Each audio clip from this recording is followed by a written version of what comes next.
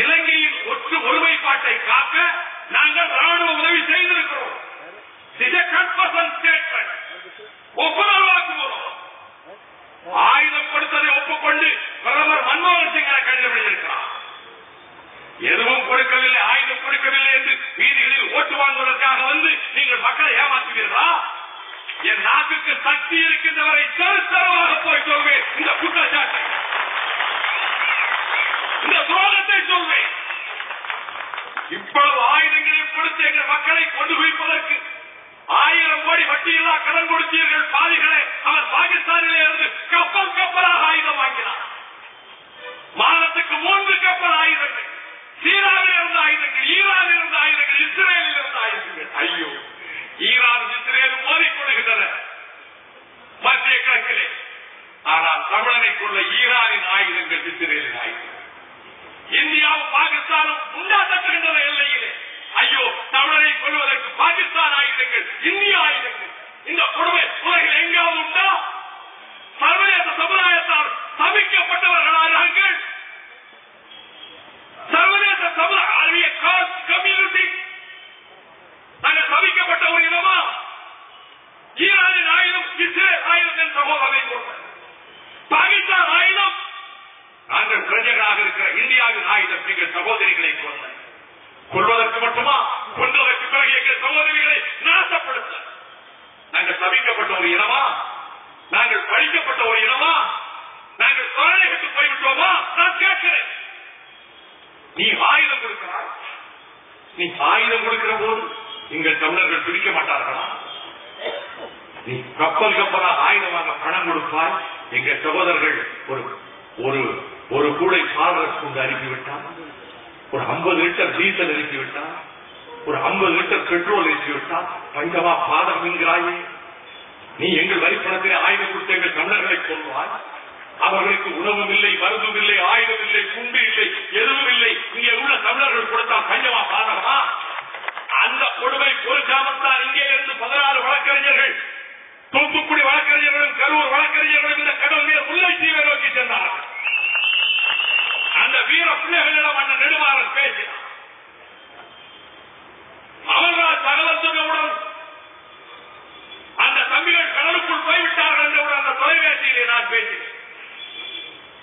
தம்பி, எவ்வளவு தூரம் வந்து? நாங்கள் 20 கிலோமீட்டர் தாண்டிட்டோம் கடலுக்குள்ள. நான் அவர்களை திரும்பி வர சொல்லவில்லை. அந்த பிள்ளைகளை நான் திரும்பி வர சொல்லவில்லை. எனக்கு இதயம் இல்லை நினைக்காதீர்கள், எனக்கு இதயம் இல்லை நினைக்காதீர்கள். அந்த பிள்ளைகளின் பெற்றோரை பற்றி நான் கவலைப்படவில்லை நினைக்காதீர்கள். போருக்கு போகிற பொழுது மரணம் வரத்தான் செய்யும் நினைக்கிறவன் நான் சொன்னேன். எப்படியாவது முல்லைத்தீவுக்கு சென்று விடுங்கள், இயற்கை உங்களை பாதுகாக்கட்டும் என்றுதான் நான் சொன்னேன். இந்த உணர்வு எதனால் வந்தது? சிதம்பரம் பிள்ளை திருக்குறள் அரசு பாதைக்கு விளக்கம் எழுதியவர். நீ எறும்புக்கு தீங்கு செய்யாதவர், தொழிலாளர்களுக்காக தன் சொத்துக்களை விற்றவர். சீமா வீட்டு பிள்ளை சிதம்பரம் பிள்ளை கடைசியில் வறுமையின் பிடியிலே வாடியவர். அந்த சிதம்பரம் பிள்ளை கண்ணனூர் ஜெயிலில் அடைபட்டு கிடந்தார். கோயம்புத்தூர் ஜெயிலிலே செக்கெடுத்த சிதம்பரம் பிள்ளை கேரளத்து கண்ணனூர் சிறையில் அடைபட்டு கிடந்தார். ராத்திரி 12 மணி இருக்கும். சிதம்பரம் பிள்ளையினுடைய அந்த அறை கதவுக்கு வெளியிலே வந்து அந்த ஜெயில் அதிகாரி நின்றார், வெள்ளைக்கார். மிஸ்டர் சிதம்பரம் பிள்ளை, மிஸ்டர் சிதம்பரம் பிள்ளை என்றார். தூக்கத்தில் அந்த சிதம்பரம் பிள்ளை கண் விழித்தார். இது என் கருத்து, அவர் கவிதையாக எழுதியிருக்கிறார் சுயசரிதையில். தூக்கத்தில் இருந்த சிதம்பரம் பிள்ளை கண் விழித்தார். என்ன வேண்டும் என்று கேட்டார். அப்பொழுது அவன் சொன்னார், உங்களுக்கு கலெக்டர் ஆஸ்துரையை தெரியுமா என்று கேட்டான். அவன்தான் எங்கள் தமிழ் மக்கள் நாசமாவதற்கும் எளியே இந்த சிறை ஏகியதற்கு, இந்த ஜெயிலுக்கு வந்ததற்கும் அவன்தான் காரணம் என்று நான் சொன்னேன். உடனே அந்த அதிகாரி சொன்னான், அவனை இன்று ஒருவன் மணியாச்சி ஜங்ஷனில் சுட்டுக் கொண்டு விட்டு தான் தற்கொலை செய்து கொண்டு செத்தான் என்று அவன் சொன்னான்.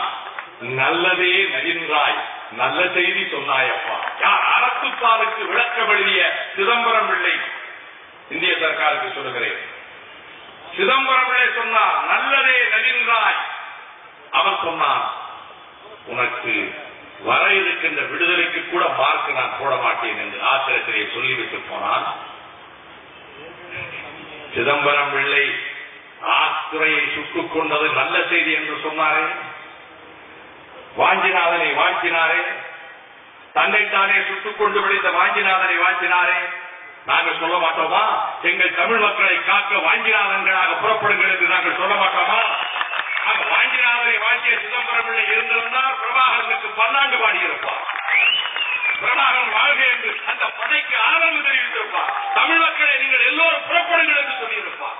இந்த கட்டத்தில் இவ்வளவு கொடுமையான காரியங்களை செய்து கொண்டிருக்கக்கூடிய இந்த வேளையில் இந்த ஊருக்கு பிரணாப் முகர்ஜி என்கின்ற தமிழ் இனத்துக்கு துரோகம் செய்த அந்த பச்சை துரோகி வந்தார். பிரணாப் முகர்ஜியின் மீது என்ன கோபம்? பிரணாப் முகர்ஜிக்கும் புலிகளுக்கும் என்ன பகை? பிரணாப் முகர்ஜிக்கும் ரஜபக்சேவுக்கு என்ன உறவு? இதோ அவன் படத்தை இங்கே போட்டிருக்கிறார். ரஜபக்சேனுடைய கொடூர முகத்தை, கொம்பேரி முக்கரை போன்ற அந்த கொடியவன் முகத்தை போட்டு ஜோயலிங்க நிறுத்தியிருக்கிறார். நான் சொல்றேன், இதே இந்த அந்த கொடியவரை, தமிழ் மக்களை கொண்டு குறித்த ரத்தம் குடிக்க துடிக்கின்ற கொடியவரை சர்வதேச குற்றவாளி கூண்டிலே நீதிமன்ற கூண்டில் இவனை நிறுத்துகிற நாள் வரும். நடக்கும், நடக்காமல் போகாது.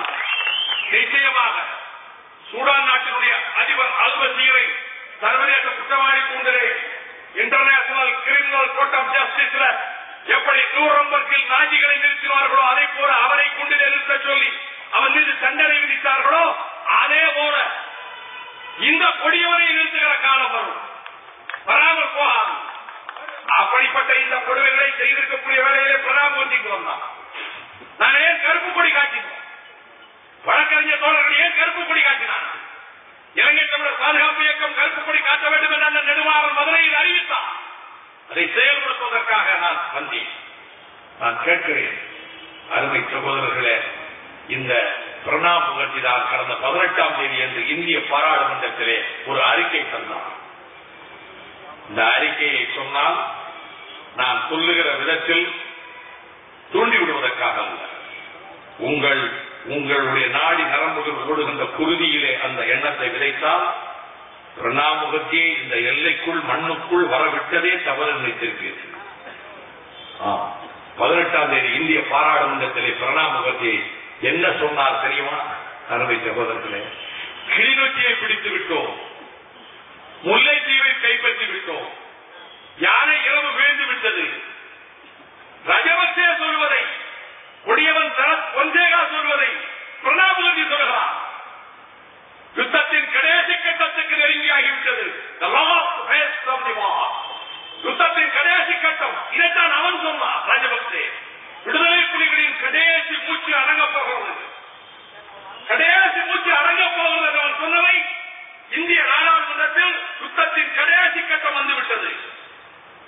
பிரபாகரனையும் புலிகளையும் அடியோடு ஒழித்து விட வேண்டும் என்பது உங்கள் திட்டம், உங்கள் கட்சியின் தலைமையின் திட்டம், காங்கிரஸ் கட்சிக்கு தலைமை தாங்கக்கூடிய அந்த அம்மையாரின் திட்டம்.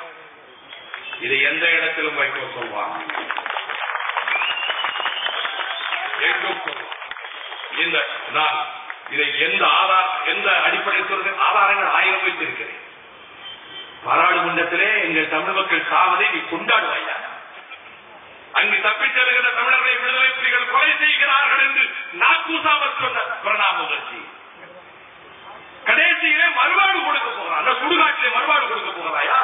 மருந்தும் மருத்துவர்கள் அனுப்ப போகிறோம் என்கின்றார் கலைஞர் கருணாநிதி. கழுத்தை அறுத்துவிட்டு கை காயத்துக்கு ஃபர்ஸ்ட் எய்ட் பாக்ஸ் போகிறீர்களா? யாரை ஏமாற்ற? அது மட்டும், அதை விட கொடுமை, 70,000 பேர் தான் இருக்கிறார்கள் அங்கே என்று ராஜபக்சே சொல்கிறார். அங்கே இருப்பது 5 லட்சம் பேர். இந்திய நாடாளுமன்றத்தில் பிரணாப் முகர்ஜி அதையே பதிவு செய்கிறார். 70,000 தமிழர்கள் தான் முல்லைத்தீவில் இருக்கிறார்கள். என்ன நோக்கம் தெரியுமா? அடுத்த 10-15 நாட்களுக்குள் நெருப்பு மண்டல குண்டுகளை வீசி மொத்தமாக தமிழர்களை கொல்ல திட்டம் போட்டிருக்கிறார். அப்படி கொல்லப்படுகிற பொழுது அங்கே இருந்து 70,000 பேரில் 40,000க்கும் மேற்பட்டவர்கள் தப்பி வந்து விட்டார்கள், மீதம் இருந்த விடுதலை புலிகள் இந்த போரில் கொல்லப்பட்டார்கள் என்று உலகத்துக்கு சொல்ல திட்டமிடுகிறார். 3-4 லட்சத்துக்கு மேற்பட்ட தமிழர்கள், நம்முடைய குழந்தைகள், பெண்கள் உட்பட கொல்லப்படுகிற போது உலகம் அதிர்ச்சிக்கு ஆளாகி இது ஹிட்லர் காலத்தை விட பேர் அழிவாக இருக்கிறதே என்ற கோபத்துக்கு ஆளாகிவிடக் கூடாது என்பதற்காக இந்திய சர்க்காரும் இலங்கை சர்க்காரும் சேர்ந்த கூட்டுச்சதி இந்த அறிவிப்பு